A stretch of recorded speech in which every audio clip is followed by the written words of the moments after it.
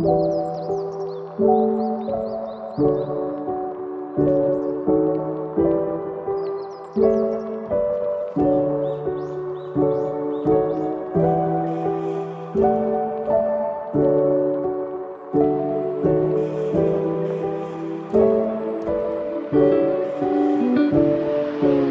ka-farm, magandang hapon po sa lahat.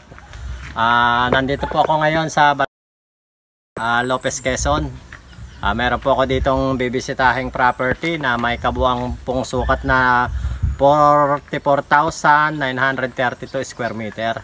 Bali kung inyo pong matatanaw, ito pong ay barangay road po. Ng tawag po nila dito ay Tigas.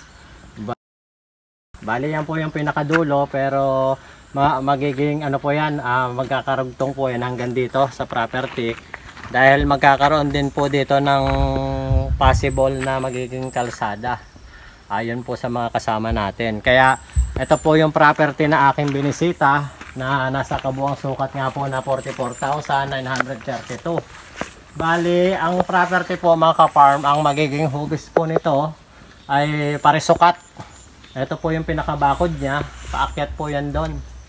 Kanya po makikita, marami po yung mga tanim na puno ng saging na mayroon pong variety na saba, tordan at yung pong murawon na kulay violet. Bali, marami po itong puno ng nyug dito na meron po sigurong nasa mahigit 500 kapuno at iba-ibang po na fruit bearing. Ganitong mangga, langka, goyabano at po siya, santol. Bale tara po at ating libutin ng property na ibinebenta. Samahan nyo po kami at iikutin lang po namin ng bahagya. Yan po, kung makikita nyo yung bakod na yan, yan po yung pinaka delantera ng property na bali natutumbok po ng pinaka barangay road at kakanan po dito sa area na to na aming nilalakaran. Kaya bali ito pong property, ito po yung magiging malaki ang frontage pag na po itong kalsada dito, dahil meron naman pong plano na itong aming nilalakaran na ito ay gawing kalsada. Kaya kasama po itong tubigan na kung tawag po nila sa Quezon, tubigan, sa Katagalugan po ay palayan. Ang kabuuan pong sukat nitong palayan ay nasa 1.5 hectares po. Ito po yung portion na flat, kaya 30% po na flat, 70% po ang semi-upland. Kasama po yon. Kaya kabilaan po ito, nasa gitna po itong tubigan. Kaya kung inyo po mapapansin, yan po yung mga puno ng nyug na ayon po sa ating pagtatanong sa kausap natin kanina, nasa mga 500 kapuno daw po ng nyug mga ka-farm.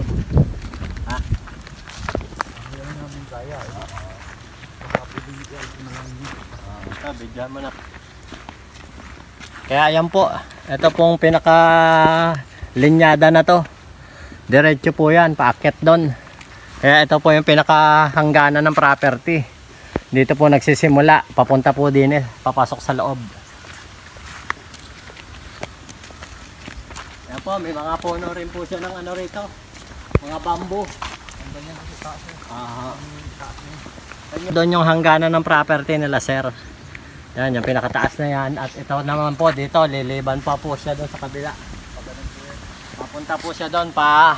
Bali ang nga po nitong property mga farm ay magpapanibagong sukat nga po. Ilalabas po yung 44,932. Dahil may karatig po ito na nasa 11,000 na square meter po na property.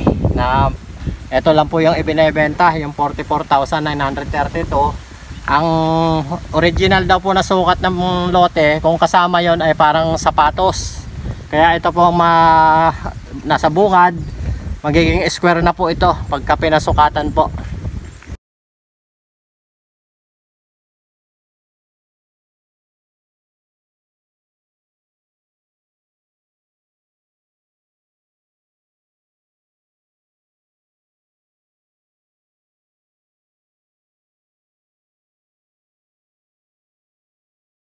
Namin na to, papunta po dyan, liliban sa kabila. Marami po dyan puno ng Chinese bamboo, saka yung buho.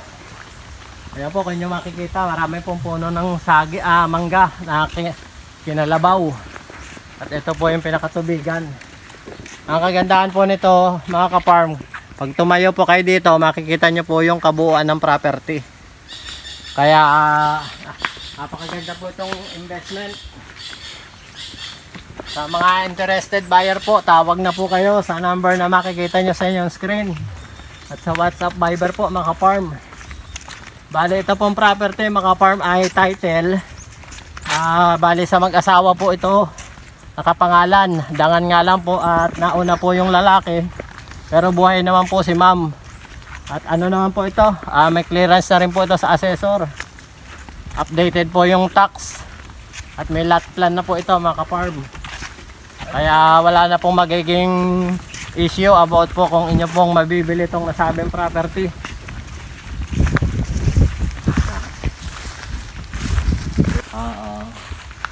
Ayun, hanggang papunta pa raw po ito sa gawin na re.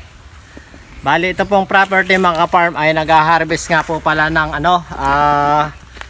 nasa 3,700 po na kabuo. Every month po yun, mga ka-farm. Hindi po siya every 2 months or every 3 months. Bali, every month, 1 month po, harvest po din eh. Kaya may return of income po, mga ka-farm, kung ma-avail nyo po ito na sabing property. Ayan po, mga ka-farm, dito po sa gawin na to, dito po magtatastas ng 11,000 na square meter. Nasa almost 1.1 po yung aalisin. Kaya ito pong pinakatubigan na to or palayan, ito pong malaking square na nakikita nyo na to, liliit pa po yan. Kaya ito pong pilapel na mangyayari na to, mauusog po siya sa gawi doon pagka po sinukatan na. Kaya ito po yung kinatatayuan natin, papunta po yan doon sa taas. Liliban pa po yan sa gawing ibabaw. Makikita nyo naman po dahil meron po itong lot plan, mga ka-farm. At yun nga po, magpapanibagong sukat po at ilalabas po yung 44,932 square meter. Kung manggagaling po pala kayo sa town proper po ng Lopez, ay meron lang po itong kabuang travel time po, nasa humigit kumulang pong 10 minutes. At ano naman po ito, tumbok na tumbok po ito ng Barangay Road. Kaya pasok po yung 4 wheels. Umulan umaraw, makakarating po inyong sasakyan din eh. Ito nga po palang nakikita nyo pinakabahay na to na inuumpisahang gawin, isasama na po pala sa bilihan doon po sa presyong inyong mapagkakasunduan, mga ka-farm. Kaya kung kayo po ay magko-construct dito ng bahay, meron na po kayong tutuluyan pansamantala or yung mga tao nyong dadalhin dito, ito na po yung magsisilbing pinaka-barracks kung sakali. Bali, kung nyo po makikita, hindi po siya totally tapos. Dangan nga po at nag-decide na po yung may-ari na ibebenta po niya dahil may edad na nga po. Kaya mas pipiliin daw po nung may-ari na maibenta na lang para po kahit papaano ay magamit niya yung mapagbebentahan habang malakas pa po siya.